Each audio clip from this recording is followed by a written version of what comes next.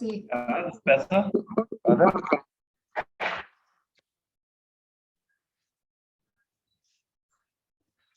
So, sagst du noch mal was, bitte? Yeah. Thank you for inviting us all. So. Joining us all at this conference. So. Part 1. Sag noch mal bitte. It's amazing. Das Einzige ist wirklich hybrid event. We're trying to figure out some technical difficulties to make it a perfect hybrid event. How is it? okay. Do you have any improvements on the sound quality? Ich würde mal ganz kurz noch mal rausgehen und noch mal reingehen, okay? Ich höre dich ganz, ganz schlecht. I should leave and come back? Nur bei dir ist schlecht. Frau Braun, mal ganz kurz, sagen Sie mal was. So, wie sieht's aus? Hier mit dem Ton aus Deutschland. Ja. Also ich gehe mal.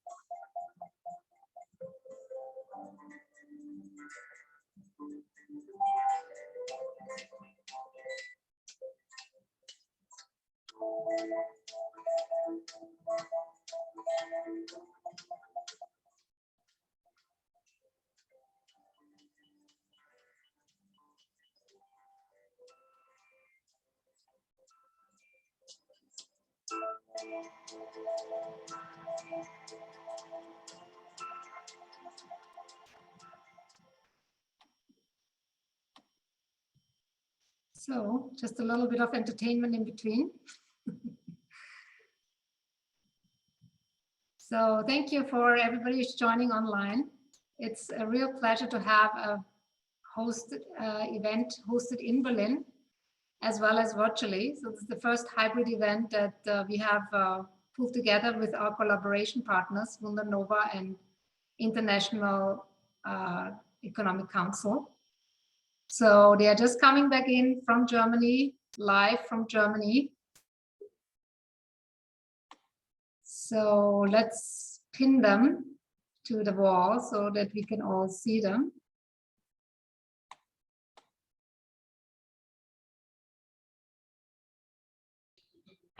Perfect. So, all right. Yes. Hello, everyone. Fantastic to see you virtually. Greetings to Berlin from all around the world. Okay, I think we can start, right? Good morning, everybody, and welcome to the first part of the conference in honor of the Women's Day. My name is Miriam Rainura. I'm Italian. I was born in Italy and grew up there. Since 2014, I'm based in Berlin.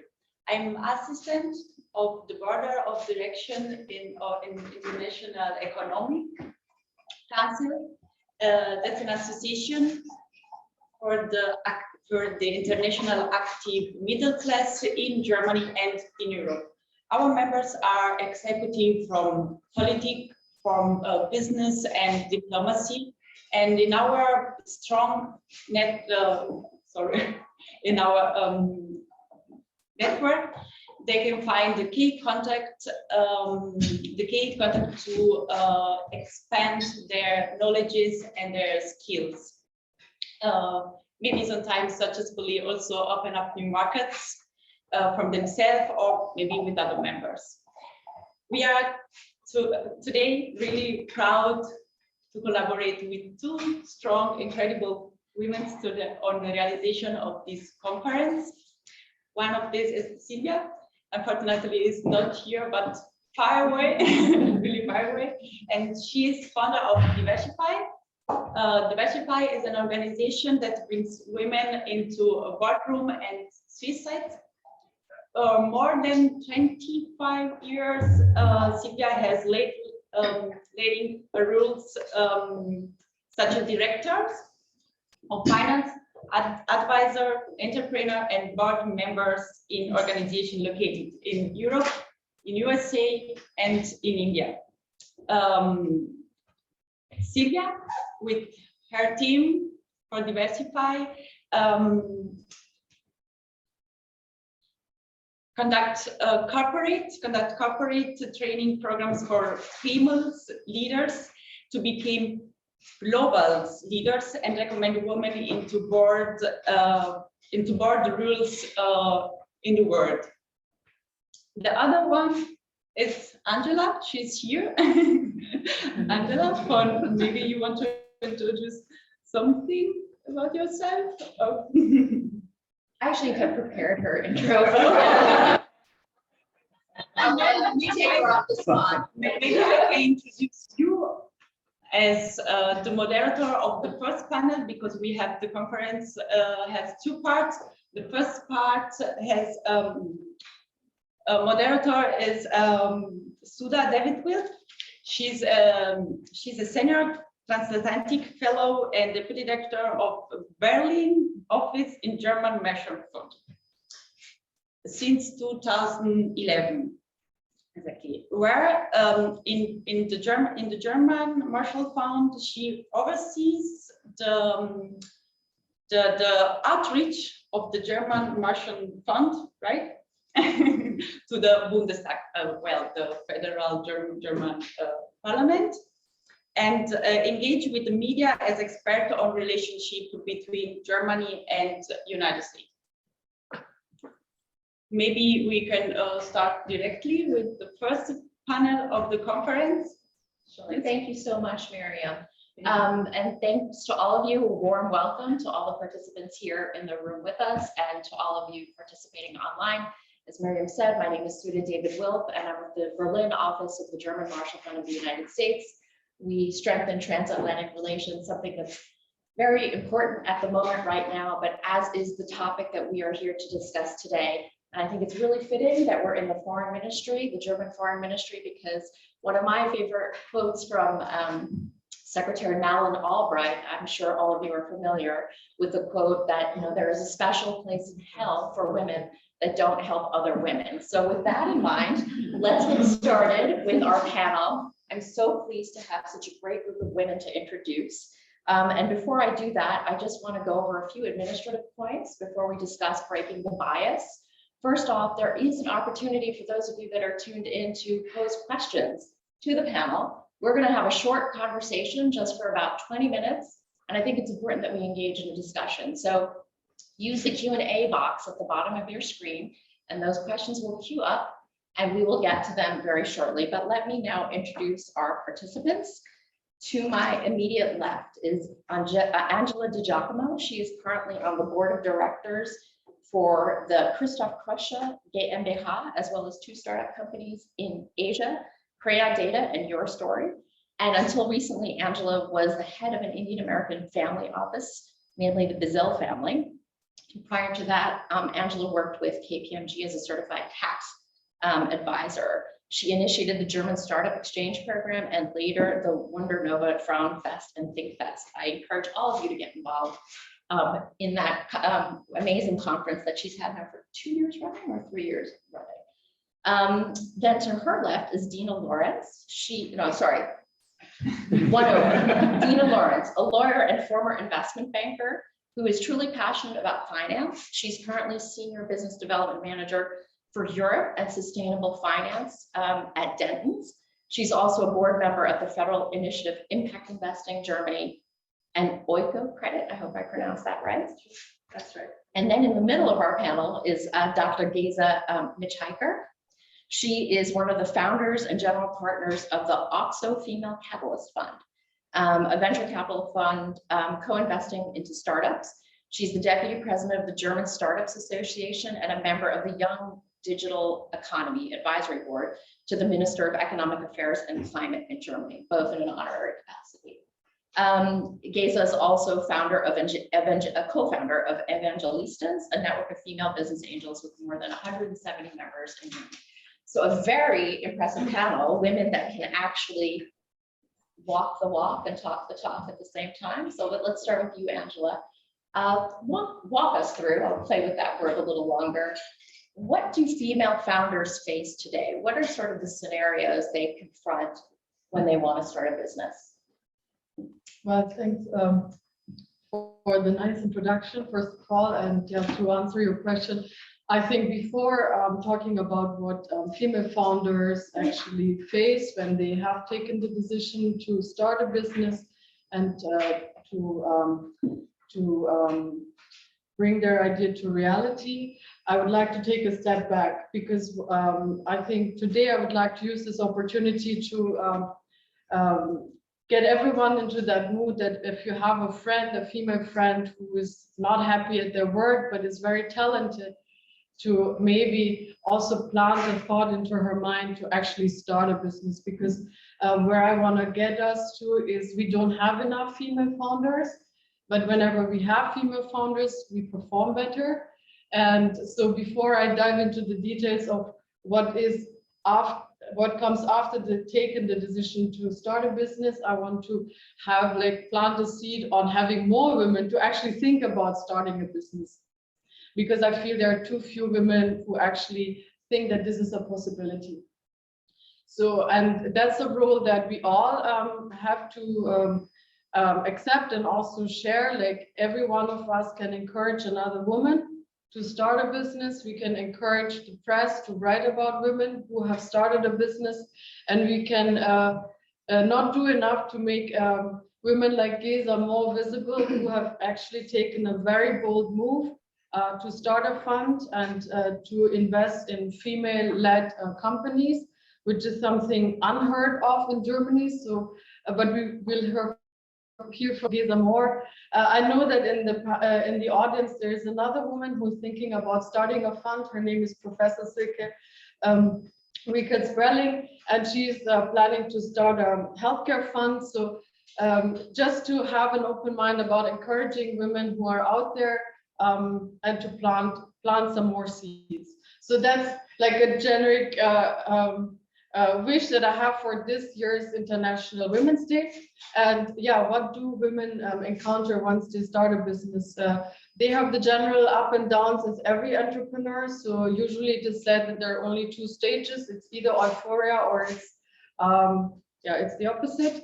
So but in terms of funding, there are a few observations which I've made as a family officer and investor, is that once women take the step and take the decision to start a company, it takes a long time till they actually reach out to investors to raise capital. So the initial step would be that they use up their own spending, their savings, they use up their own capital. And then once they have used up all their funds, they reach out to banks, they try to get a loan. At that point, usually they already do not feel overconfident because they already used up their savings. So they go to the banks usually decline because it's a startup, so it's a young company. If you are not profitable, banks are not willing to fund it. So it is a spiral where self-confidence again drops once more. And then if they have someone in a Berlin bubble, then they might think, oh, actually there is an investor network. But if they are in Stuttgart or in Nuremberg or in Erlangen, they might not even know that there is something like an investor group out there. So again, it's about all of us to spread the word about investors, and so that they have a chance to think about that option before they use up all their savings and before they try to get a decline from a bank. So that's something that I have encountered many times. But when they finally meet an investor, for example, like me, then what I've encountered is that many women, they give away shares too much. So my advice would be to young female founders, if you start a business, if you are in front of an investor, if this person likes your business, don't give away shares if you don't have to. Like, be very thorough on negotiating, get a coach if you need to know that that it's worth it, that someone gets shares and supports you, but as little as possible. Why am I stressing this point? Because if you're planning to really grow fast and to grow international and to grow beyond maybe your imagination, you will need more capital, which means more capital rounds, which means giving away shares over a couple of rounds. So treat shares in a very protective manner. And I think with those few observations, I think I'll give the field to my co-speakers, because they're actually doing it on a day-to-day basis. They see the battles and they can tell you. Thanks, Angela. Actually, Dina, let's go to you. That makes a good segue. Angela talked about the different obstacles and hurdles that women founders face. How can we go about turning around this, daunting cultural environment for female founders? Thanks a lot, Sudha. And I'm very, very honored being here. And I think this is an incredible, important topic we need to address, and not just once, but all over again and again. And let me start with one anecdote from my years when I started as an investment banker and a consultant to taking over financial institutions. So that was my specialization, and it's still until now. And the real world, and it's not far away, right? It was let's say 15 years ago, 20 years ago. And I was the only female employee during all my years in investment banking. So there were some others, in my team when I started, we were 50 males and 3 females. So we had a rule and a paper which we were centering at the beginning when it started. There was a picture of a woman drafted on that with arrows. So how long should your skirt be? What shoes to wear? What is the height of your heels? What makeup you should wear? Your jewelry, your hair, and that was incredible. It was a rule which you have to comply with. Your outer appearance. I was always very used to wear suits, no dresses, no skirts, or anything. Something which is female, I thought, ooh, that might, be supposed to sort of be weak to female-ish. And it was interesting over time how it shifted a bit. I'm very hopeful that this really is not the case anymore, neither in consultancy nor in investment banking, but it was, and it's not really far away from now. And in my opinion, what I experienced over the years, and still as a board member of the Federal Initiative in Impact Investing, we do help a lot of startups, also in the tech scene, is that I discovered all of these 3 points. And that is the only personal gender expectation you have on yourself, but also the culture, the society dimension you are grown into. And then the 3rd point is actually the entrepreneurial environment. And I think all 3 points are very important when it comes to pushing female entrepreneurship forward. And it has not been the case in the last years. So that is something really not strange, but it's foreign. Usually the investors and then the funding business, the venture capital comes from Anglo-Saxonian countries. So really male-driven countries. Based on last year's views, all female founders received the least money, the least funding from all venture capital capitalists in the world. So that's really a step back. And when you put all the three dimensions together, you as a girl, you grew up, you're not being encouraged so much to go into STEM businesses, right? Science, technology, mathematics. I experienced that when I went to school. I was not really encouraged to do, oh, well, go to chemistry classes, right? Do the math because it's good for you. I don't think it has changed that much until now. I think that the awareness is growing, but still that is something where like females and women are being left behind a bit. And of course there's, and that's what I meant with the entrepreneurial environment, females tend to be a bit more risk averse, which is not a bad thing. Instead, it's a good thing because in the long term, and it's based on analysis and a lot of numbers, as you might know right now. So there are a lot of reports and analysis that the risk aversion does not mean that it's not profitable. On the contrary, most women-led businesses, also with mixed teams, of course, not only all female businesses, but female-led businesses do provide for more profit and revenue return in the long term. And that's a given, because most females, they don't found a company just for money gathering and gaining money, but for other purposes. And that's a big difference to why only male founders actually launch businesses. It's to gain money. Okay, Dina. So, Gesa, I'm actually going to pose two questions to you, since you could talk a little bit about the public sector as well as your experience as a VC. Since the private sector has not been so generous, as Dina has explained, to female founders, how can the government lend a helping hand? What are governments doing to help spur female founders? And then I'll get you the second question, but why don't you start with that? I hope the second question is about the female founders themselves. Yes, it is. And it's specifically about the work you do at Catalyst Fund. So why don't you start with the government? Happy to answer.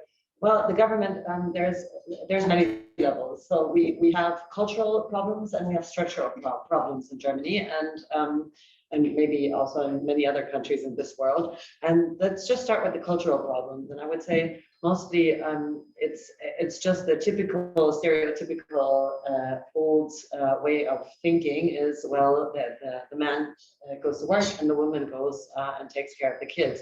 And that's something that we have to start breaking up. And so the government could actually do like a big campaign where they show role models with both sides. So they could show as role models men that stay at home men. They could show single moms who work full time, or they could.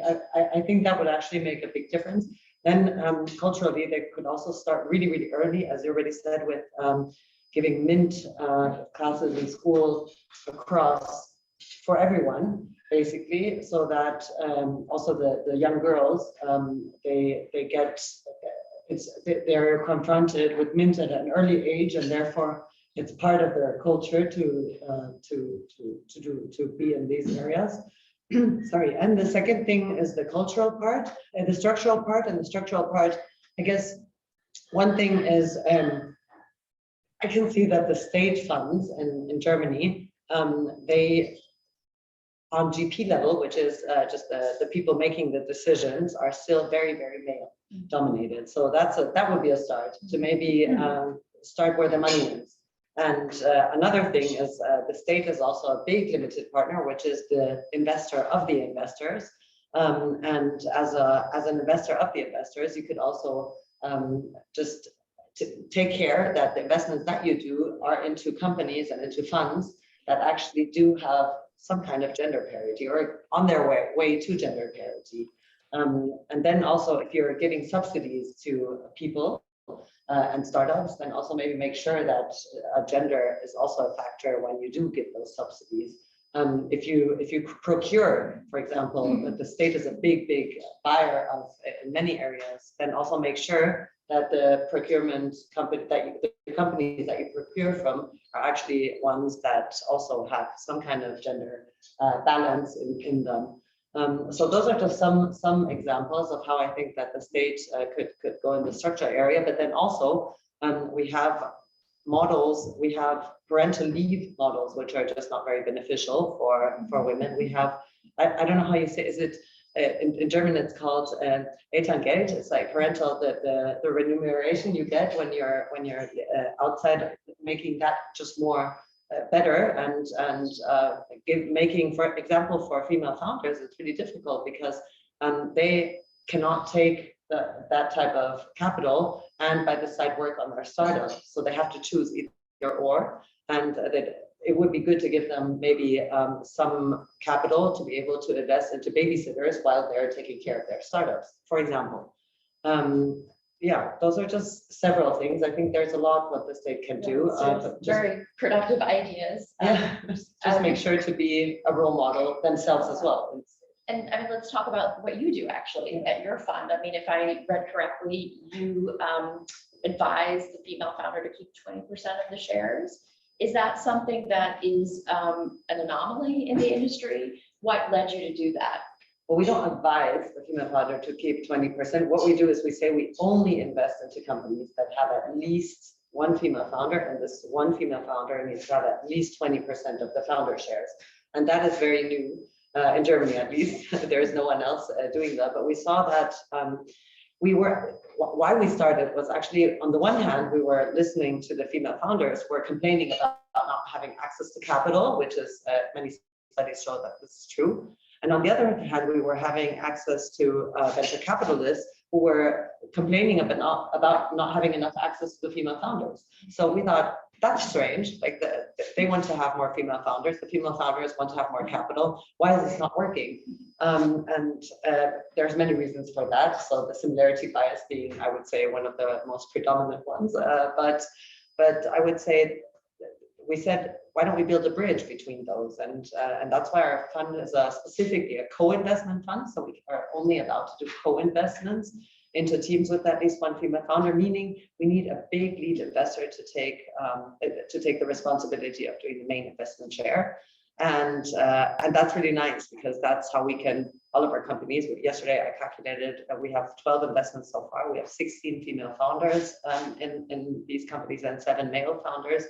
And there's lots of VCs that we've co-invested with, and it's just great to see that we're actually making a difference. Plus our LP basis, so our investors, we also made our criteria to be at least 50% women. So that was really tough. Our fund is really small. It's 15 million so far. We onboarded 15 million. We're thinking about increasing it to 20 million currently. But the really nice thing is that we managed to get over 50% of women to invest into us, amount of capital plus heads. So yeah, that was really nice. So we're just on the 12 o'clock hour. I'm going to talk for just about 10 more minutes, and please think about your questions. Just raise your hand or start talking and introduce yourself. I just want to go back to Dina and talk a little bit about actually breaking the bias. Gesa spoke about changing structures. For example, in government here right now, we have the first female foreign minister of Germany who encourages a feminist foreign policy. What can we do in boardrooms? What can we do in society to break the bias about female founders? Yeah, thanks a lot. So that's what I said, like two of those points I addressed before. So that is, and what you said, Gesa, really societal cultural dimension we have, especially in Germany, and we do have lots of deficits.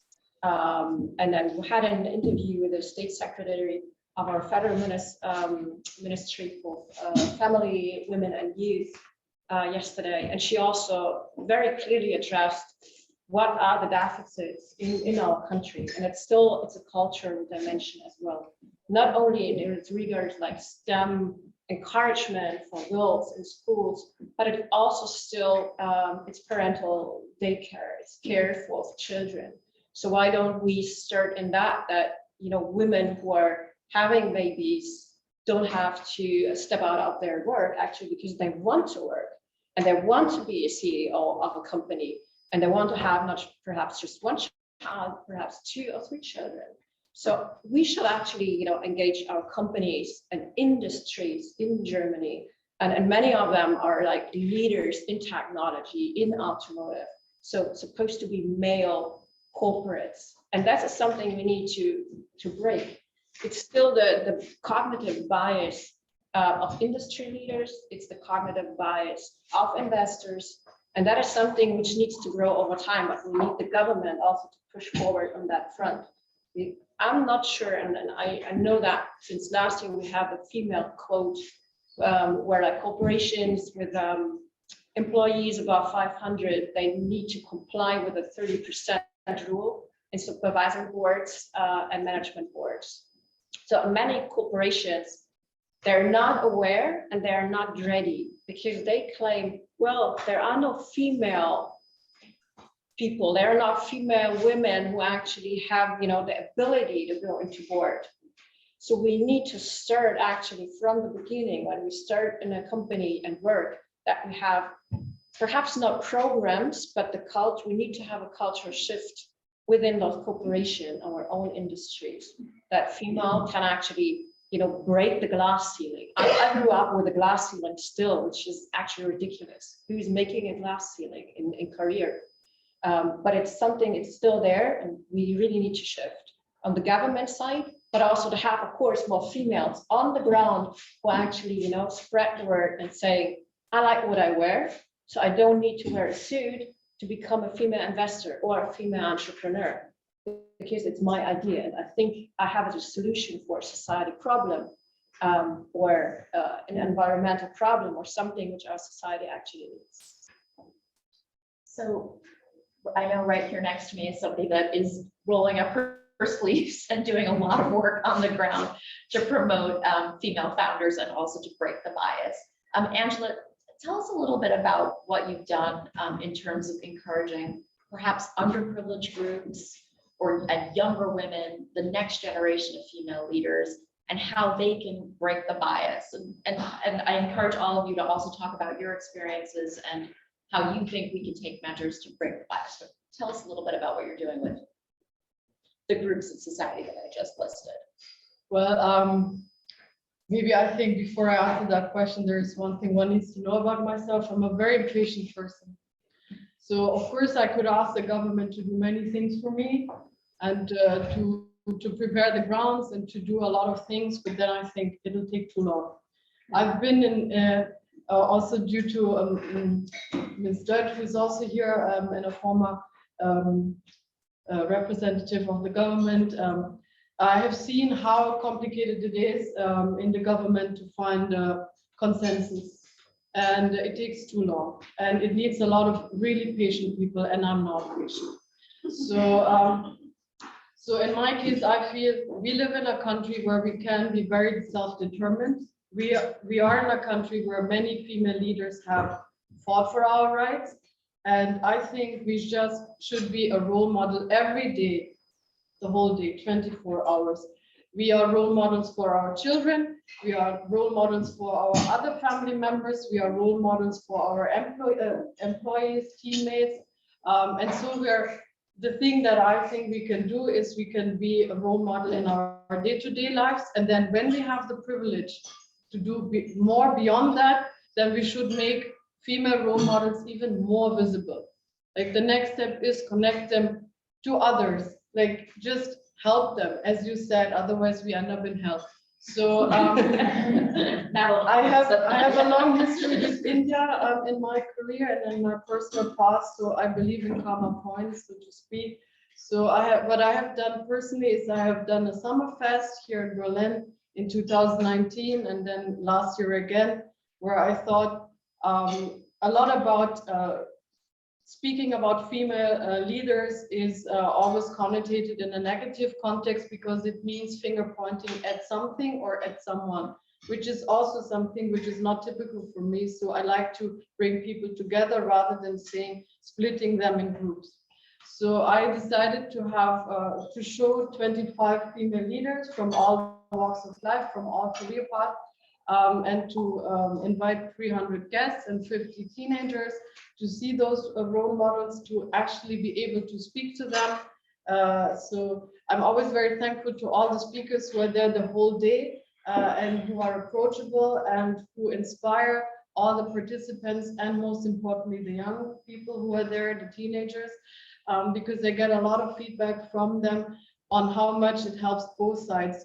To see what kind of professions are they? How is every woman tackling all the challenges in a different way? So one has a grandfather who takes care of the children, one has 3 nannies, one has no kids. So everyone has a different life and has a different setup. So it's all about empowering them in their own personal life. And I think there are a lot of small things that one can do. And if, again, I'm stressing that point, once you cross that point and you have more privileges and you can give back in all different needs. So, and making more role models visible is, I think, one thing we can all do.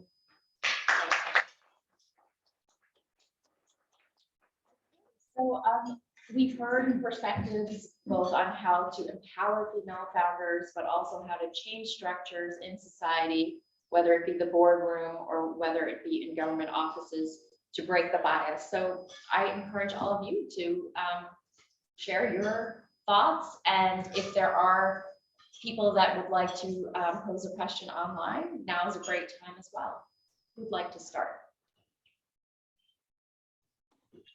Please. I'm Elke Holz. I'm working as a counselor, but was a long time working in the German Institute for Economic Research, and was very much involved in the theme of women in leadership positions. And there was made once a study which found out for women entrepreneurs that they very often take money from things, from investment, from money from like Smava, from the internet. And I would like to know from you, is it good, is it bad, or what can be alternatives to get money if they don't get it from banks? Take it from Gesa. Yeah, so there's many different models, and basically, I mean, one option is always staying bootstrapped, right? I mean, there's many great companies out there who have big successes and who don't have financing at all. And then the bank is not an option for many startup founders. So that's why I would probably rule that out for the startup world. And then there's companies that they're called revenue-based financing. And these revenue-based financing companies, what they do is that they give you a loan with a very high interest rate, and they base the loan. So they look at all your data, for example, your bank accounts and if you're on Amazon, then like your Amazon for the company, right? So the Amazon traction and so on and so forth. And then they calculate what kind of loan they can give you with what kind of interest rate over the next couple of years. So that's an option that many people don't look at. And then there's obviously many grants out there. So there's a lot of public money going to female founders. You just have to do a little bit of research. It's not something that you see right away. It's something that you just have to break your way through. In Germany, there is a stipend called Exist. If you go to the Exist to the homepage, you might not feel that they're addressing you, but they are addressing very broadly. And then obviously there's people like business angels very early. Then there's friends and family, which are not the same as business angels, because business angels do this professionally and more professionally and bring in networks and bring in some kind of know-how. And usually the friends and family are just people you know as a startup founder. And then obviously venture capital. You could also do venture debt, which is just a little bit different model. But I would say please add to that. But those are like the ones that come to my mind right now as options. And as I said, the crowdfunding platforms, which you mentioned. Thank you. Adding to that a point, and I think that's a very important one, is having a network. I experience that women and men, they network differently and they socialize differently.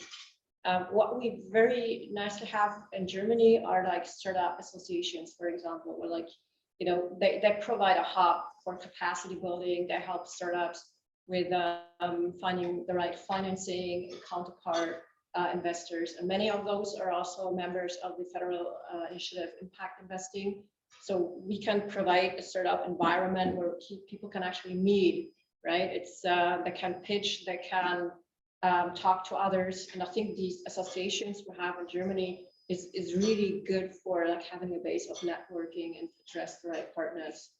May I add to that? Sure, please. So the German Startup Association launched the Female Founders Monitor several years back, and last year was was the third consecutive year that they had it, and basically what came out of this Female Founders Monitor was that female founders lack networks on the one hand, as we said, and on the other hand, access to capital. And if I talk to female founders and they ask me, how can I, it's a reality, so what do I do? On the one hand, the network part is really interesting because there was a study from LinkedIn together with, I forget who it was, where they figured out that around 90% of all jobs are filled through networks. So really interesting. And then a study from the Lean In organization and McKinsey figured out that women actually do network less than men.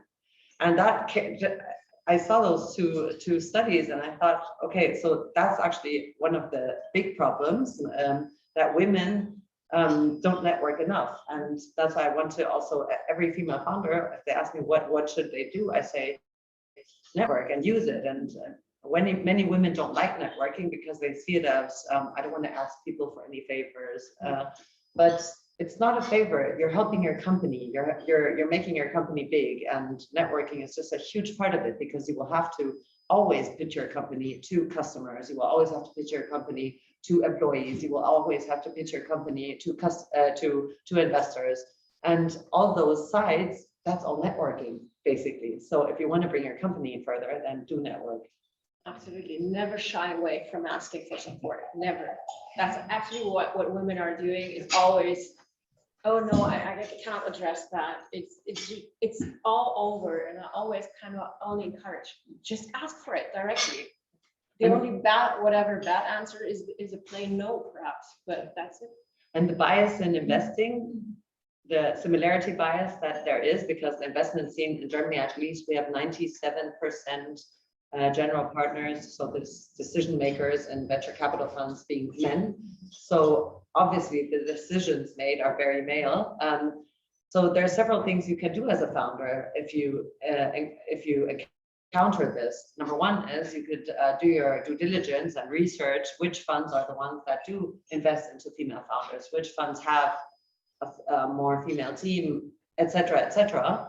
And you can look, some also have trainings like similarity bias training. So if you research that, then go to those funds. But at the end, if you did your research and those funds are not the funds that you want to address, you want to address this very, very male fund that just wants to be very, very male, that's fine. But then you have to play the rules of the game. And then the game is basically, what do they want to see? They want to see huge markets, and they don't want to see conservative numbers. They want you to pitch the way that they are and the way that they think, and that's something that I would also like to give us.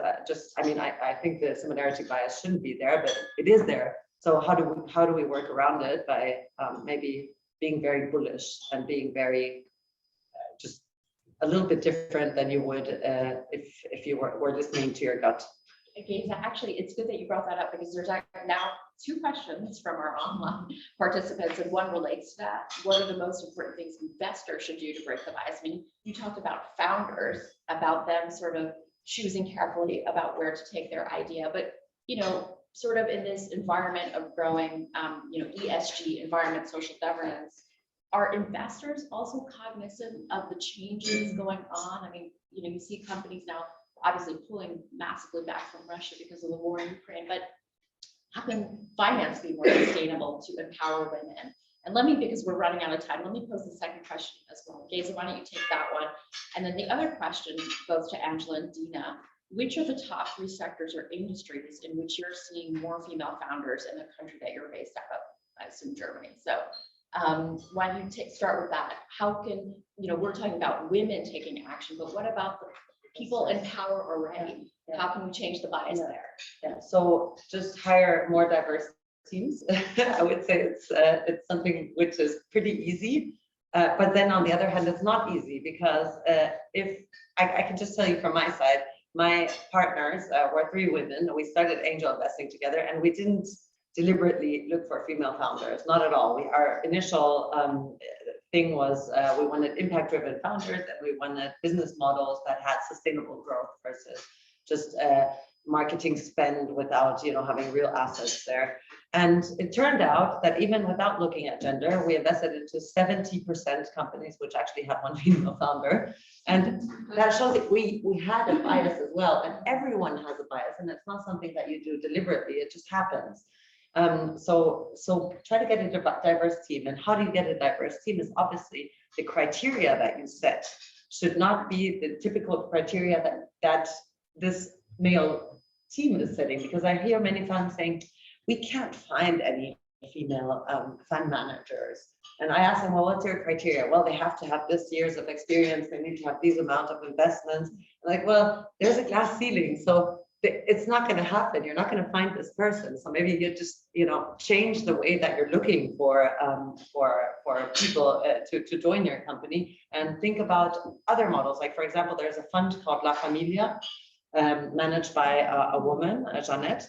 And Jeanette hired a partner into her fund, and Judith Dada, she's a great woman, and Judith had no investment experience whatsoever before she actually entered into that fund. So take a risk. I mean, we're in the risk business, so you should actually with this also start taking risks. That's one thing. Then you could also do put structures in place that offset bias, like have a devil's advocate always at the table when you make the decisions. Also HR probably. HR coach very well. Exactly. Yeah. Then you could do things that like you could, if you look at pitch decks, take away the page where the founders are mentioned. Have someone at the beginning just take those pages away, so that you're not biased by the universities and the schools and the looks of these people, but that you really look at the business before you make the first decision. And then also you could do a lot of ESG in the companies that you invest into. So I know that many funds put these things into the term sheet that they say you have to no gender pay gap, for example. You have to make sure that there's no gender pay gap, that you have on all levels specific share of women, and so on and so forth. So are there any more questions in the audience or here in the room before we get to that question about prevalent female founders? Why don't we do that, or industries where there are prevalent female founders? Go ahead. Hello, I'm from French Embassy, I'm Dina. And I was just wondering, because we know that female growth really work very well. I mean, in France at least, they really have shown that there are much more female in boards and women and so on. Would it work, and how could it work also in investing more in female leaders? Like, I would say yes, it would work. Yeah. But at the end of the day, so it's the investors of the investors are the ones that determine the code. So the government could do something, say all VC funds should have at least 30% women plus on the general partner level. I think that's important, and should invest in at least 30% companies that have at least 1 female founder. They could do that. But do you think that would really work? I mean, yeah, work. I think definitely. Yeah, if you have a quota, why not? But would governments do that in that field? No, I don't think. I can't imagine in Silicon Valley, but Washington said, please have this rule regulation that they would say, of course. Yeah. I agree. I don't think they will do that. Yeah. I think it's very unrealistic. But would it work? Of course. I mean, it's working with the supervisory boards, and to break the glass ceiling, we have to make bold moves in that area. But I think the government could do a little bit because they do give capital also. So maybe them as a limited partner should make a bigger difference by saying we only invest into funds that have this amount of whatever diversity criteria that they have. And they could also ask to put it, display open the quotas of these funds. Maybe you could also have like a website where anyone can see how many female founders as a share have been supported by these or have been financed by these funds, how many partners do they have, who are women, et cetera, for the board members of their investments. Dina and Angela, talk us through a little bit about which sectors are prevalent where there's a prevalence of female founders. That was a question in the chat. Are there industries or sectors that women are especially standing out as role models? Yeah, I think so. I mean, it sounds very cliche, but where women are really strong is in the beauty and fashion industry. So, unfortunately, it's something that other women sometimes look upon. But the biggest companies that I have seen been built by women are in the fashion and beauty industry. And I think it comes natural to us. We understand it well. We understand the customers well. So I see a lot of businesses there. Then I see interesting businesses behind those brands, so who are actually empowering brand and fashion companies a lot in the space of marketing. When it comes to women, I see a lot of businesses that are somehow connected to other human beings. So it's a lot of social companies which I can see having been built from women. One we are going to meet soon, Braun, who's built a very interesting company. I see a lot happening in the healthcare space, a lot of doctors who are now changing the table and doing things for or being more patient oriented. And the other thing, but there I might be in a bubble, is I see a lot of women going into the blockchain space, in particular here in Berlin. And it's two things. It's a lot of mathematicians who are doing interesting things there, and artists, because I think artists and community builder and influencers have seen that actually the art, the music, the content that they are producing can be protected by an NFT on the blockchain. So they're venturing into that space. So that's like a very nascent, but I can see early green shoots of women going into that space. Really interesting. Do you have anything to add to that? Yeah, I mean, I can mirror that a bit, what you said. And I see like 3 areas where I've seen a lot of female founders recently. And that is healthcare as such, health tech. So many women are, entering the digital space, which is great. This is what I'm really looking for, is that women enter like the tech digital space, because there's so much movement. There's so much what can be done under the umbrella of sustainability. And health tech is a huge up and coming topic in any case, and in any direction actually. Then the next one is sustainable textile. So there are a lot of female founders who are opening their own boutique shops, online shops. So there's also this digital link again. And a third one is city, so smart city concepts. And there I see a good partnering and mixed up of female and male founders coming together and seeing mixed teams, well, really pitching enormous and gorgeous ideas. Very innovative. And I think there's a lot more to come in that space. Great. So we have about 2 minutes left. I think our panel is standing in between the main course, but I want to make sure that if there's anybody that would like to say something, please go ahead. Hey, my name is Anais. Together with my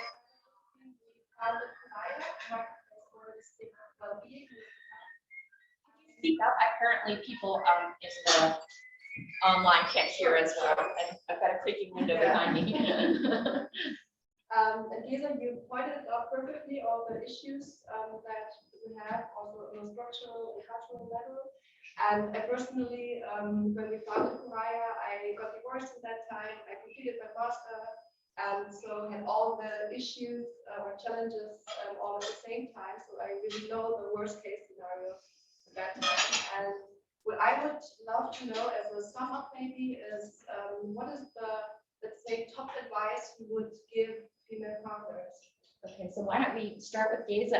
Everybody can answer that question. I think that's a good way to wrap up this panel. So thank you very much. Gesa, would you like to begin? Well, go back to what I said before, networking. I was networking. Dina. I can't agree more. Really build relationships, because that is so valuable. It's much more than money, and it's really money at the end. Good network. What do you think? I would add that if you think about something, think it big, because the effort that goes into it is the same, whether you think it's small or big. So with that, I'd like to thank all of you for joining us for the Breaking the Fat Bias panel in honor of International Women's Day. I'd like to thank Divershefy and all the partners that have contributed to this conference. Thank you very much, and weiter so guten Appetit here.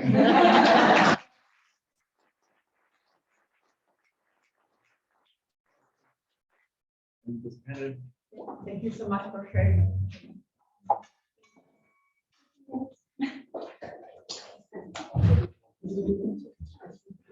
We have a minute to change the seats and the speakers.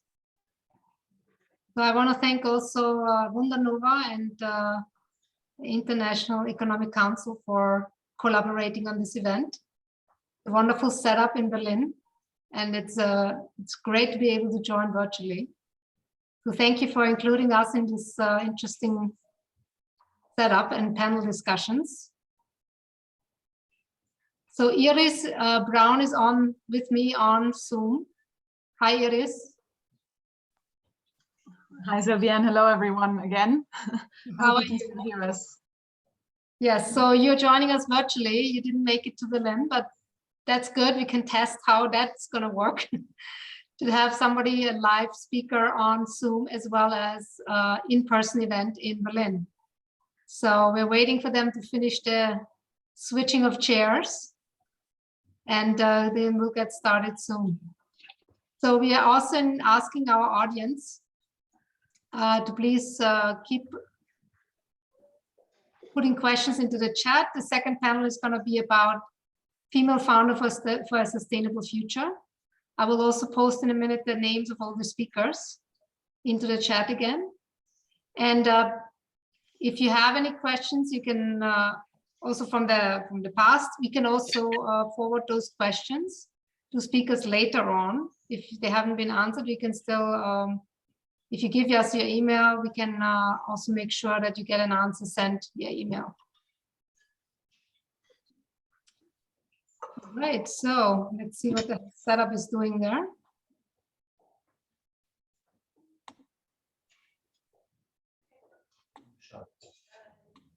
Just 2 minutes because Yeah, it's just We're missing one. Yeah, we're missing this person. Yeah, but she's coming. Okay.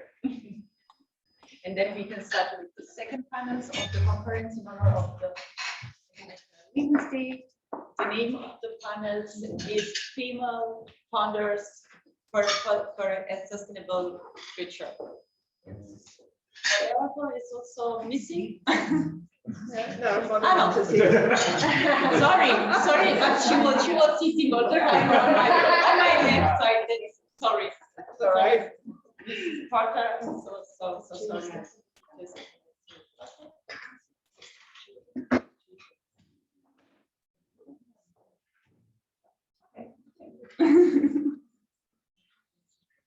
It's 2 minutes. We can wait for. Start with that. I think we'll just start, right? Because we're already being recorded. We're already being recorded, right?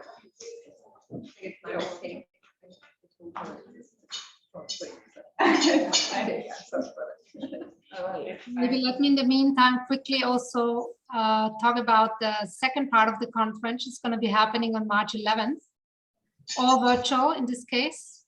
So if you have registered for the first part, you probably have already received the invitation for the second part as well. Please do join us on March 11th as well.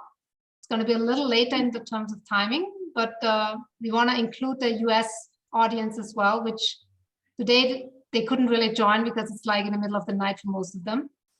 So hopefully March 11th, we will see you all again. Thank you, and handing over back to Lynn. Okay, let's start. I want to introduce the moderator of the second panel, Mrs. Susie Porter. She has more than 25 years of technical knowledge for safety, independence, and quality. She's one of the founders of Dufnord Group's corporate network, which aims to increase diversity within the company and also the visibility of women, right? Absolutely. Thank you so much for your work. Thank you. So, dear ladies, welcome to panel number 2, Female Founders for a Sustainable Future. My name is Susie Porter. I'm head of the representative office of Dufnord Group here in Berlin, and I'm also a member of the supervisory board of Dufnord AG. I had planned a rather relaxing Friday lunchtime here at the Federal Foreign Office, listening to speeches and panels and engaging in interesting discussions. Instead, I'm moderating this panel because Marie-Alex Ebner von Eschenbach fell ill and asked me to jump in, which of course I'm delighted to do. She sends greetings to all of you and is very sorry she can't be here today, but she's watching in the stream, so get well soon, dear Alex. And first of all, I would like to introduce my 3 panelists. There are 3 of them. Iris Braun has joined us virtually. She's one of the co-founders of Share, a social consumer goods company that donates a product to people in need for each product sold. A fantastic concept. She's a development economist by trade and has worked as consultant for BCG and the World Bank. I was just passionate about fighting inequality, especially global income inequality, and building purpose companies. So welcome, Iris. Anais Cosneau, I don't know if is that right? Okay. Has been in real estate for more than 2 decades. She was managing director of Eikebecker Development and is currently the CEO of Cosneau Ventures. She is on the advisory board of Immofam EG and co-founded Happy Immo in 2020. Good to have you with us. And last but not least, Kathrin Rust. After working in the insurance industry for 12 years, Kathrin decided to move to the energy sector. She's managing director at Rocket Home Climate Solutions, a highly innovative company in the field of digitalization and climate neutrality in the real estate industry. She loves to put all her energy into her business to inspire customers with innovative solutions and speed, and to network with interesting people. Welcome, Kathrin. Thank you. So last mentioned first on the spot, it says on your website that by digitalizing real estate, you could reduce our ecological footprint. How does this work? That's a good question. First of all, it's an honor to be here. Thank you. Yes, it works. I think not it works. It's the only way it works. So because if you want to make a building sustainable, you have a lot of data. You have the data of the energizer. You have the data of the building. And you have to put this data to analyze the footprint at the first time. You have to make a determination of the CO2 footprint. And in the next way, you have to look, how can I reduce the CO2 footprint? So, and then you look to the, can we use the photovoltaic? Can we change the heating, because 40% of the energy sector is about heating. So, and then you use this data on 2 ways. So that's our opinion. First at all, you go to the tenders and you say, look, that's your footprint. We have to reduce it. And on the other way, you have to go also to the real estate companies and say, what can you do? Because I think it's a common goal of both. So on the one way, we as a tender, we have to look at our heating and our yes, how we consume energy. And on the other way, we at the real estate companies also look at the buildings. What can we do in kind of more photovoltaic, or can we make more mobility solutions in the near field of our houses? So yes, that's how we do it. Thank you. Anais, you're also in the real estate business. And among other things, you co-founded the Happy Immo Club and you co-host a podcast. In your podcast, you encourage women to buy more real estate because, in your opinion, women are more sustainable real estate owners than men. Could you explain why? Yeah. In our club and in our podcast, we have many women who tell us their real estate story, and the story nearly all the time is about sustainability or about what they do good with their real estate, and this is why we think that we have better real estate investors. We have women who really we've seen men who they directly go to the numbers, to the figures, and they see, okay, if I buy the apartment for this, and then I rent it for this, then I have then my profit or my cash flow will be this. But the women in our club, they really discuss what can we do to do something good. And with many women who, for example, rent to someone who has not all the possibilities on the rental market, who is maybe a single mother with numbers and who is Schufa-Auskunft and all these things are not so good. But if you really, our women, they really look at the people, why is this Schufa-Auskunft not so good? What's the problem behind?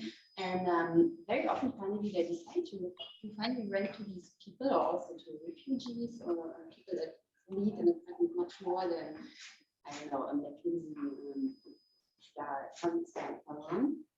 And they do, the way they go with this decision seems to be a very nachhaltig, sustainable way, exactly, because these people, the renter, they are very thankful to have given this apartment, and so they are really loyal tenants. And so I think this really is a win-win situation for both sides. And the people who decide to rent on a sustainable way, what we see, they have much less problems with their Hausverwaltung and all these things, because everyone is really thankful and respectful of the apartments. And this is what we really see in the People Club. They do it a lot. Men not so often, but maybe we will also inspire them. Okay, to do the same. So social conscience, more social conscience, right?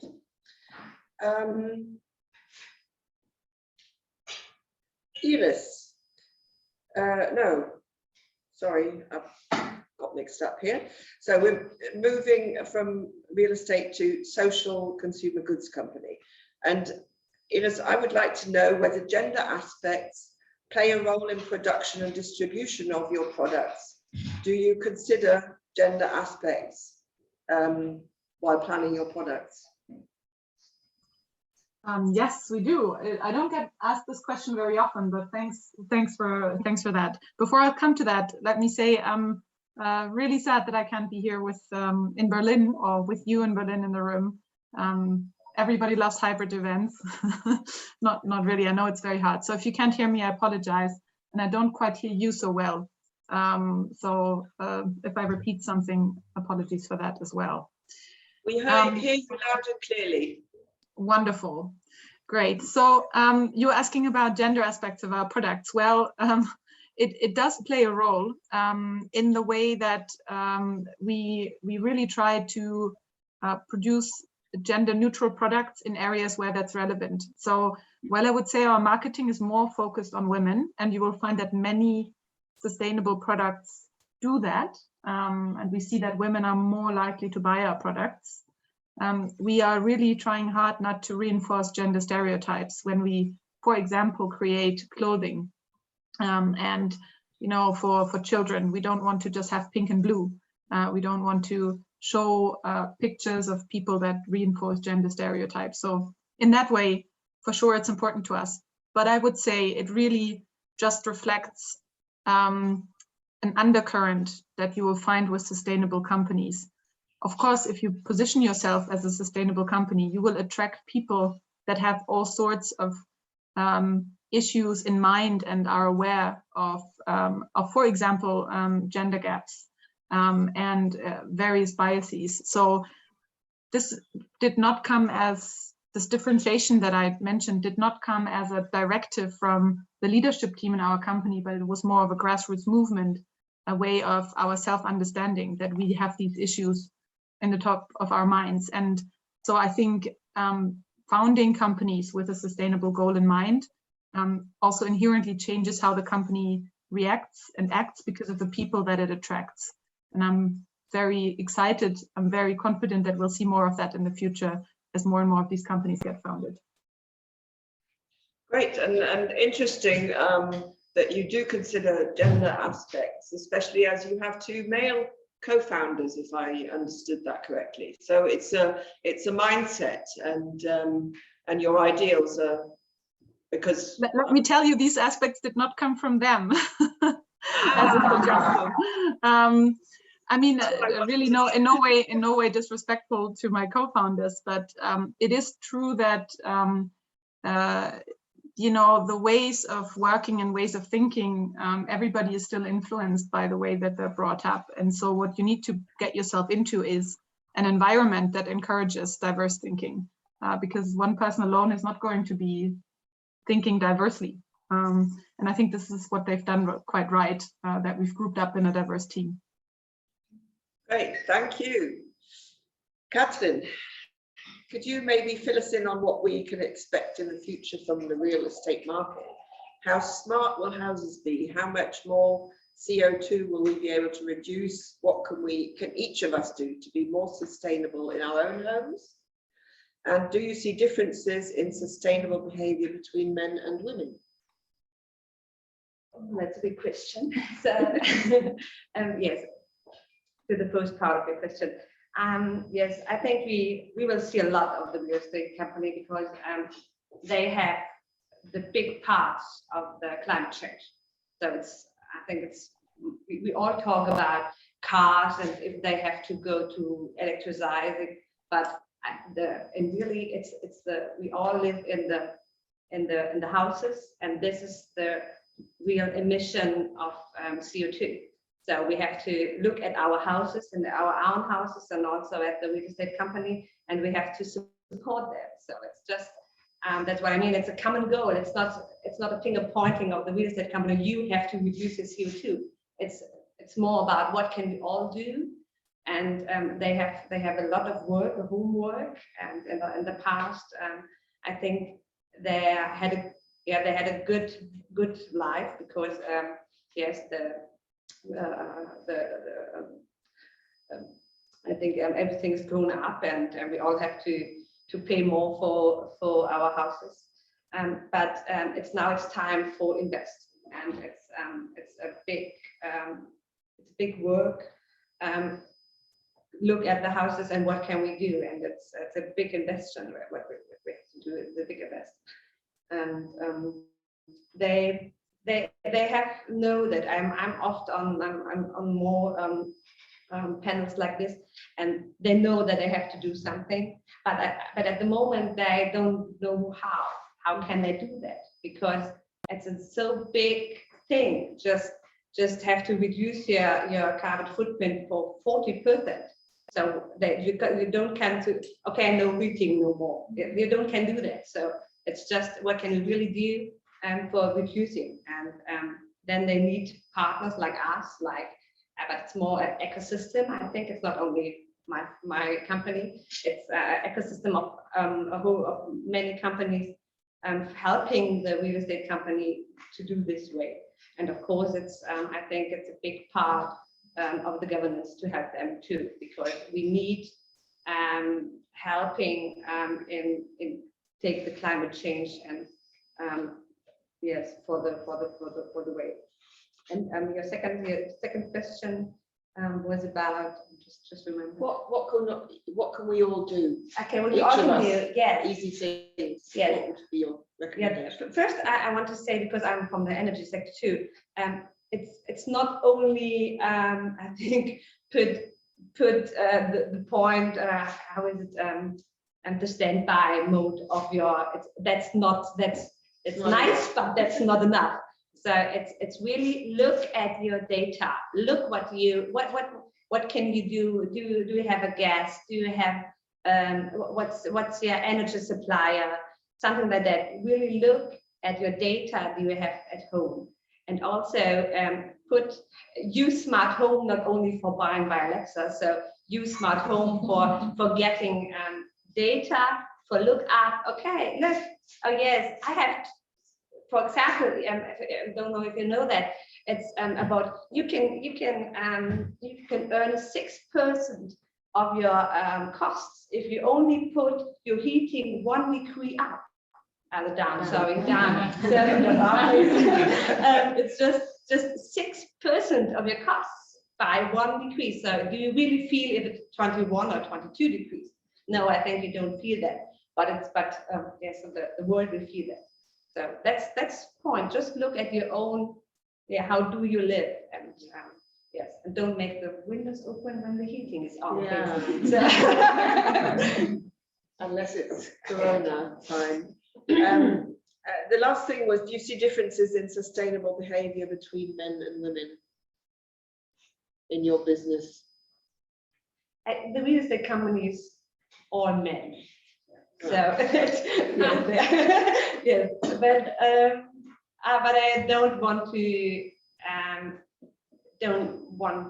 to stigmatize that, because I think they all have the same goal, and for me it's nice it's also a benefit to be a woman in a man's world. So because if I'm on the panel, everyone knows me. So not only 2 men or 3 men. So, yeah, of course. Because what I see in the real estate industry is that this ESG sector, it's a new sector in the real estate industry, and it's really dominated by women, because all the men, it was a job that no one wanted to take, and everyone said, okay, you're a woman, just go there. And now it became a very important, a very famous sector, and now it's governed by women, and that's a really good thing. Mm-hmm. Yeah, that's true. I think the sustainable sector and the ESG sector is more with women. Yes, good. Iris, I hope you're still with us. I am. You've been abroad for many years, Cambodia, Bangladesh, India, among others. And just recently, a study has been published revealing how very little most countries spent of their corona stimulus packages on measures against climate change. India, for example, spent $15 billion to support its coal industry during the corona crisis. Do you think that money would be spent differently if there were more women in governments deciding about financial aspects? Wow, this is such an interesting question, and I can't say that I'm an absolute expert on this. So I'm trying to stick close to my guns and kind of what I know and see around me, right? I cannot talk for all politicians now around the world, but I do see, we mentioned it before, women are often on average somewhat more risk averse, but they're also somewhat more focused around coming to agreement, consensus, and long-term thinking. This is also what I do see in the leadership personnel we have in our company.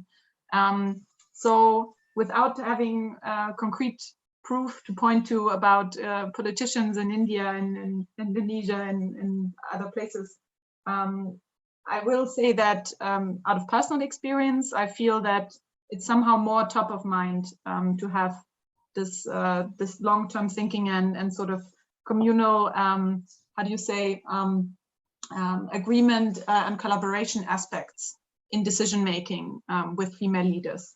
I see that very clearly. I know that I don't have decisive statistics on politicians here. That might be also having to do with the fact that there are not so many female politicians in many countries. There are some, and increasingly, but not everywhere. But I think it's a strong enough hypothesis that we should act upon that and encourage female leaders. So, I mean, having watched, of course, the last election in Germany and how our female candidate for chancellery was also attacked, I think, in some ways that were specific to women and not necessarily facts-based or I think, not necessarily objective.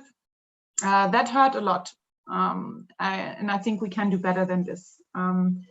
I would think, and I would hope to answer your question in one short sentence, that yes, if we had more female leaders, we would see more decisions based upon long-term goals and based upon common agreement. I mean, we have a very prominent example of a male leader right now who's definitely not interested in coming to a common agreement. So this is not a scientific answer, but I think for sure we would see these aspects. Let me add one point of hope, because I want to be an optimist. One thing that did not happen in the startup environment for sure is that sustainability became less important during the Corona crisis. And also it didn't happen in the consumer mind. So what we see is that rather people seem to have had more time to reflect and to think about their long-term goals and how they want the world to look. And so the interest in sustainability, sustainable startups, sustainable technology has only increased during the Corona crisis, even though I understand that economic pressures, especially in developing economies, have for sure increased as well. Thank you very much. I have a question here from Angela. Or actually, I'm glad that Lakshmi is raising her hand. So you asked about India, and I thought that the person who could probably give some sense is Lakshmi Mohan, because she's the representative of CII, which is the Deutsche BGA or the BDI. Yeah.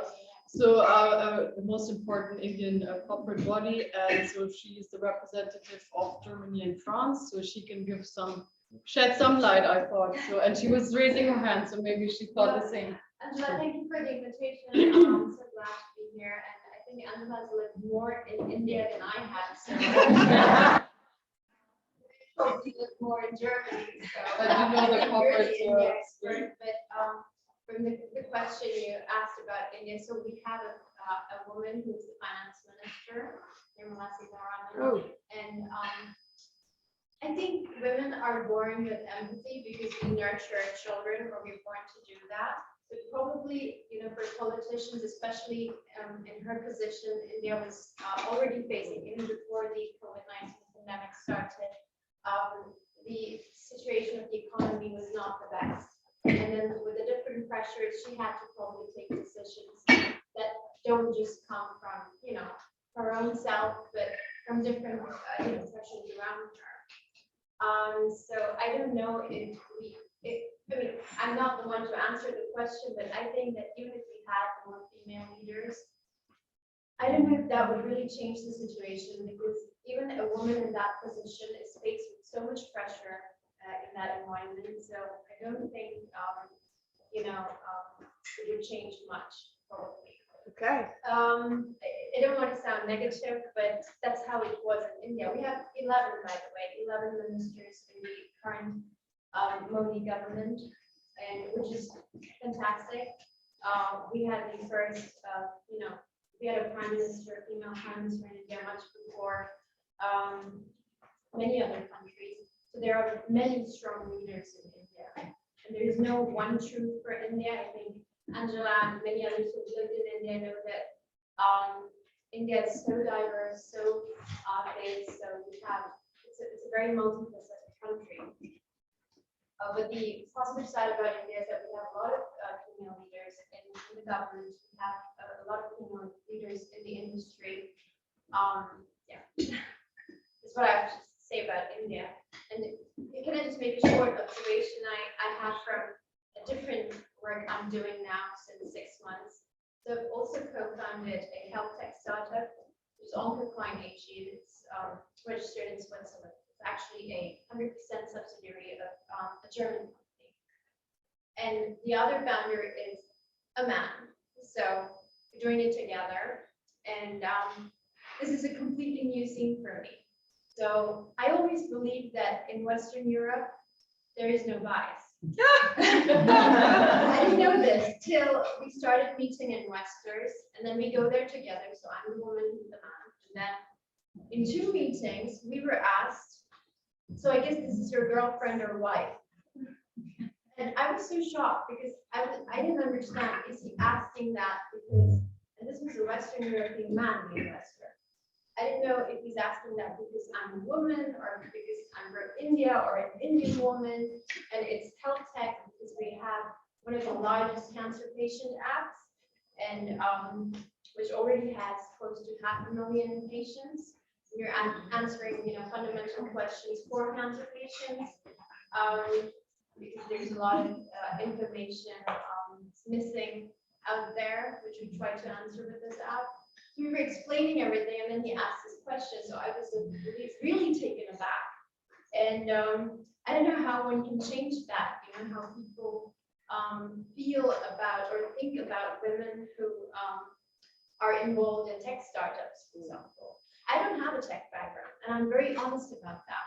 But I'm, taking care of the partnerships with hospitals, with patient advocacy groups, which is also an important work. But it just took me aback that he thought that I'm only involved in this project because I'm somehow related to the other program. Well, thanks for sharing this. It's really, really interesting. I can assure you it has nothing to do with you being an Indian woman, but it has all to do with you being a woman. I think this would be a totally new discussion and a new panel that we could open now just talking on this kind of subject. But we don't have time, unfortunately, but it was very important that you shared this. And I don't know if this was some kind of trigger point just now, but there was nothing against India. No. The question I had was, do we think, and you answered, Iris answered, said yes, you said no. I myself would say yes as well. So, and also in politics, I think that's another important thing. We don't have ultimate truths in politics. I think Marie-Louise could confirm that. Things change and you have to react to changing situations. I don't know if you'd like to add anything. Ich kann es leider nicht in Englisch. Ich bin zu alt für Englisch, perfekt zu können. Ich kann es sehr gut verstehen, aber eben halt nicht sprechen. Ich muss es jetzt in Deutsch machen und das Entscheidende können Sie ja übersetzen. Ich glaube, dass also gerade in Indien und in anderen Ländern der Bevölkerungsdurchschnitt, der demografische Durchschnitt sehr jung ist, sowieso mehr Frauen in entsprechenden Positionen sind, als es in Ländern sind, wo die älter sind und sehr viel traditioneller sind. Deswegen ist da schon mal eine Hoffnung da. Ich glaube aber, dass die Rahmenbedingungen, die gesetzt werden, ganz, ganz wichtig sind. Und deswegen will ich auch als Unternehmerin in die Politik gegangen und war 23 Jahre dort und habe, wie Sie ja wissen, war ich umweltpolitische Sprecherin und habe diese ganzen Gesetze gemacht, nach denen Sie jetzt handeln. So, und das sind Sachen, die natürlich ganz, ganz viel Wirtschaftspolitik, Mittelstandspolitik in dem Sinne ganz unterschiedlicher Art. Aber wir brauchen die Frauen dort in der Politik, weil dort die Rahmenbedingungen gemacht werden. Und da haben wir schon zig Jahre von rumgedoktert, wie kriegen wir die da rein? Und es ist nicht damit getan, dass man da großartige Ideen hat, sondern braucht man auch wirklich die Geduld, das durchzusetzen. Und man muss wissen, wie und an welcher Stelle. Ja. Netzwerke sind da wirklich sehr, sehr gut. Aber Netzwerke bedeutet nicht, dass ich Adressen austausche, sondern Netzwerke ist einfach, dass ich in dem Moment weiß, an welcher Stelle der Richtige sitzt, der ein offenes Ohr hat. Und das ist mir dann erstmal egal, ob das ein Mann ist oder eine Frau ist, sondern dass man es weiterbringt. Was ich auch ganz wichtig finde, ist, dass man immer mehr Mentoring-Programme macht. Also ich bin von einigen Frauen, also Mentoren, habe also einige Mentees, sodass man einfach ein Ansprechpartner ist für das, um das einfach mal zu sortieren. Eigentlich ist das keine Entschuldigung in dem Sinne, dass ich sage, jetzt geh mal dahin oder dahin, sondern es ist mehr eine Coach-Geschichte, die dann ist, dass man sagt, ja, für mich. Und in dem Moment, wo der das erklärt, dann selber seine Gedanken sortiert, um zu wissen, wo es dann entlang geht. Vielen Dank. Ich muss Sie unterbrechen an dieser Stelle. So that's what happens when you ask a politician to give you a short. And of course, we're not able to translate that because I'm not a conference dolmetscher here. But it was definitely a plea for more women in politics, and it was a very positive view on young women in India, just as a very short comment on that. So where were we? We do have a slight technical problem, I heard, so maybe this conference will be ending a bit sooner than planned, because we don't have a, what's it called? Ladekabel. Right? So, but we'll carry on until it just goes blank. And if it goes blank before we're finished, I'd just definitely like to say Happy International Women's Day to everybody on the 8th. Right. Anais, what would you recommend to other women when it comes to real estate investment? Why is buying a house or an apartment a sustainable investment? I would recommend to start very early, already in the 20s. Just when you have your first 10,000 euro or 5,000 euro maybe, then if you have 5,000 euro, I would recommend to grab your best friend or girlfriend, woman, and to buy an apartment together with her. With 5,000 euros. So if you have 5,000, she has 5,000, and you have 10,000, and you are looking for an apartment that is like 100,000 euro worth, yeah, that's how we started. And then you do it together, and you learn how to do. You share your thoughts, you share your questions, and we go together. And then when this went fine, then I would recommend the next one. And then somehow you can start to think about buying an apartment where you want to live in. So I would recommend to start very early with investment. Yeah. So not looking for yourself, because if once you start looking for yourself, you will never find something, because you find something and then you think, oh, but maybe in 2 years I will have a husband, then it must be bigger. Oh, and in 2 years maybe I will have children, then it must be bigger, and then I don't want to live in Kreuzberg, then I want to live there, and then you will never get to the end. So just start, jump, buy an apartment. Yeah, and the 5,000 euro, of course, it's not much, but if it's not where you want to live, you find an apartment. So if you have 10,000 euro, you can get a credit of 100,000 euro, and for 100,000 euro you can find an apartment, maybe not in Costa, but somewhere where you can rent it. And if it's not 5,000, then you ask your mother, your aunt, your grandmother to give you private credit. And that's interesting. Your mother, your aunt, your grandmother. You don't ask your brother, you don't ask your uncle, you don't ask your grandfather. That's also something we learned in our club, that many ask their ask really the women in their family. For example, Edstutia, this is the daughter of our club, and she has a nephew, and she gave him the first capital for his first apartment. It was around 10,000 euro when he was 20 years old. And now he's 26, and he owns 6 apartments and 10 garages. So it was really good support, family support. And this is something I really would ask your women relatives to give you some money, and then you pay it back. Great. We still have a few moments. I have a couple of questions that I would sort of like to ask any of you, and all of you, and you just decide who would like to answer. In our pre-discussion, we spoke, or you spoke, I only listened to it as a video, about a quote from Angela. Women are assessed on performance and men are assessed on potential. Have you personally had the same experience?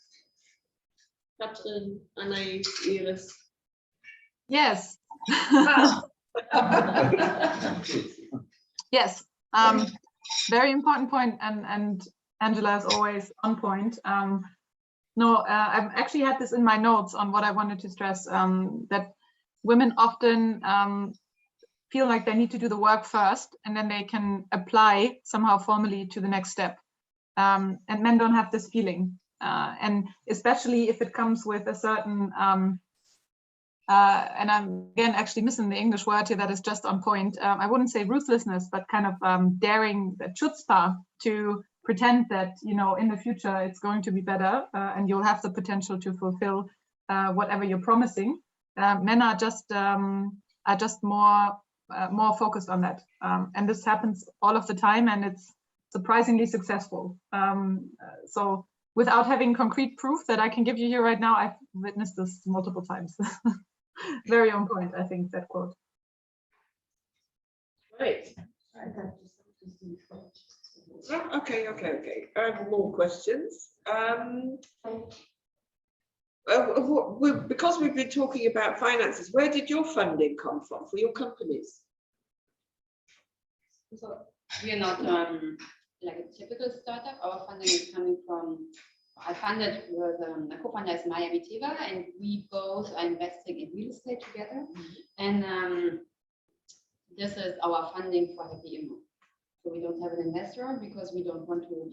We want to advise women to invest in real estate, and for now, we want to stay independent, and we want to make it first a very big thing, and then we think about what to do with it. Yeah, to take someone. But so now we really have to fund it by our own.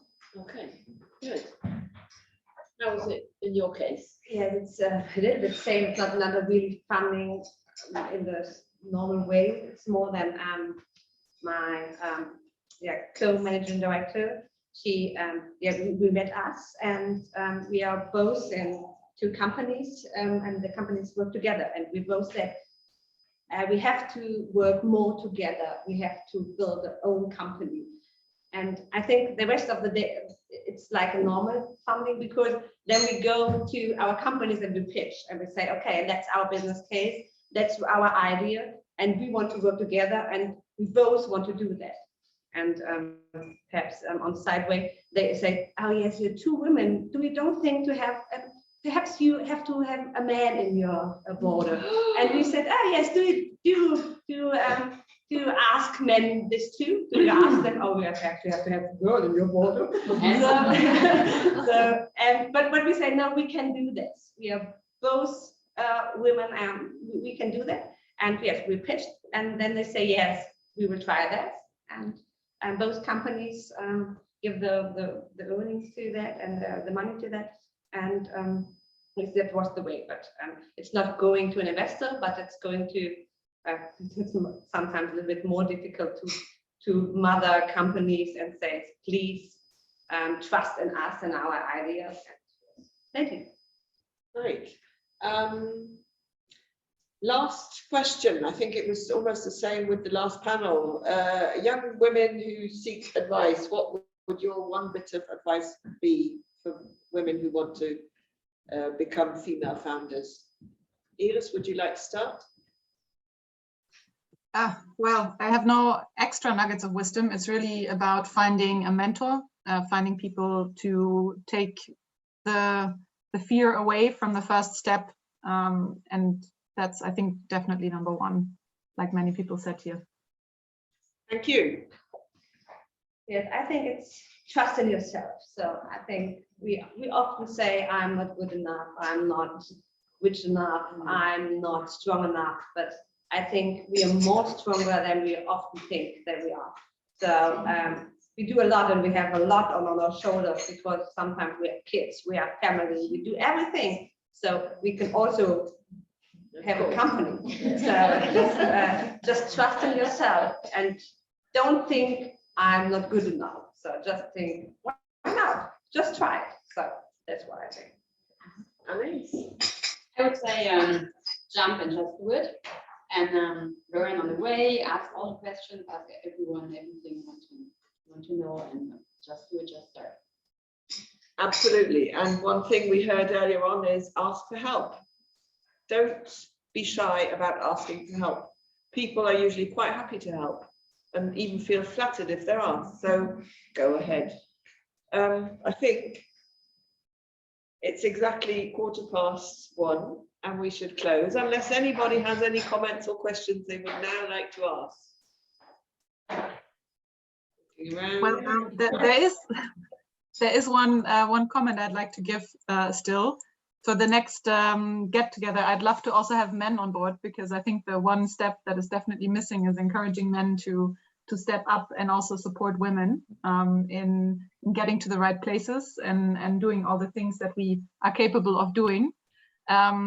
And in that vein, actually, my partner has just become a sustainable co-founder as well of a company, and they don't have women on their board and they don't have women in their founding team. So I'm desperately trying to find a woman that is knowledgeable in chemistry to join that team. And I'm also bothering them publicly. And I think this is just one way that you can support to get your partners on board with the closing the gender gap and eliminating the bias. So yeah, please let's involve men the next time around. I'd love that to be the next step. Okay, yeah, there's only 2 sitting here today, but I'm sure there are loads of them in the stream. I do hope so. Thank you. You're welcome. Thank you all. It's been fantastic. There's one question that was in the chat and that I would like to bring also is that the question is about, do you have the founders who are here today, do you have advisory boards or board of directors already?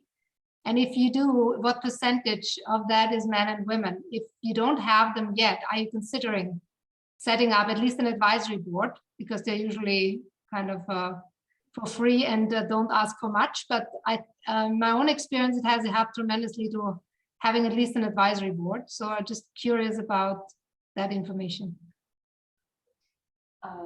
So we have a board of supporters, and it's 100%. Oh, leider kriege ich meine Antwort nicht mehr. Okay, so thank you everyone for joining. So unfortunately we lost the Germans due to lack of power, but we'll get the answer from them and we'll email it. Thank you, Iris, for joining today. It was a pleasure to have you. Thank you for organizing. I know it must have been tremendous effort to get everyone on board, and now the virtual situation has not been. And I agree with you in terms of having male panelists also. We do usually have at least one male panelist with us, but around International Women's Day, we actually had a lot more interest from women. So we'll do more justice to it next time. And on March 11th, we do have one male panelist also. Yes, I'm sure. I'm sure this is the final step, the final barrier we need to break is to get men to work for us on this agenda as well. Yeah, work together. I think we all need to work together. Thank you so much, Iris. Thank you, Sylvia, and everyone who joined. Thanks. Bye-bye. You enjoyed. Bye.